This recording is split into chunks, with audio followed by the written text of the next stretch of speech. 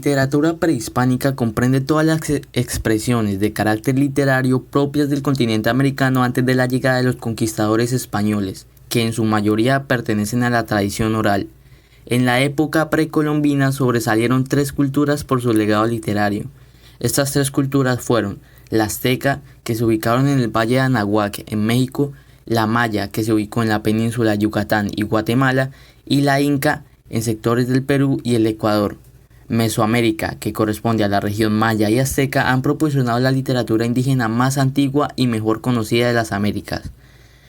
El tema religioso es una constante en la literatura prehispánica. Estas civilizaciones eran politeístas y panteístas, es decir, creían en muchos dioses y los equiparaban con el universo y la naturaleza. Azteca. En la literatura prehispánica azteca predomina el tema de la lucha encarnizada y violenta de los dioses. Los poetas mostraban su respeto a las divinidades a través de su arte. Con ellos buscaban aplazar su furia. Otros tópicos comunes eran la creación del universo, la exaltación de los héroes, la amistad, el amor, la vida y la muerte. La maya. Uno de los temas tratados en la literatura prehispánica maya era la creación del mundo. Un ejemplo de esto es su obra más representativa, el Popol Vuh o libro sagrado del maya quiché. La inca. Aparte del tema religioso, muchos de la poesía inca trataba sobre las actividades agrarias, siembras, cosechas, fertilidad de los campos y otros. De este tipo de poesía se encargaba especialmente los poetas imperiales. Por otro lado, los poetas populares escribían sobre temas más individuales como la pérdida del amor, el tema militar, de batallas y victorias también era muy popular. Autores y obras destacadas.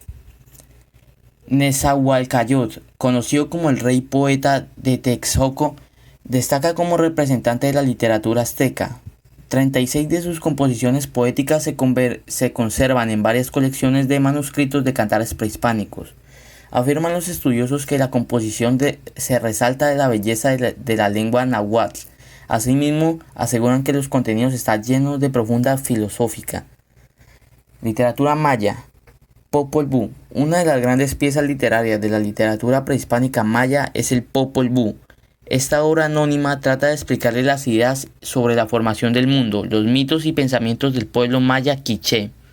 Su contenido tiene una intención mítica al tratar de dar respuesta al origen del universo y el hombre, pero también evidencia una intención histórica que busca conservar la tradición de las grandes familias del pueblo quiché.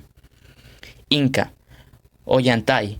La obra más conocida de la literatura inca es el drama titulado Ollantay. Se transcribió en el quechua durante la colonia y luego José Sebastián Barranca, un científico, naturalista, filósofo y maestro peruano, la tradujo en 1868.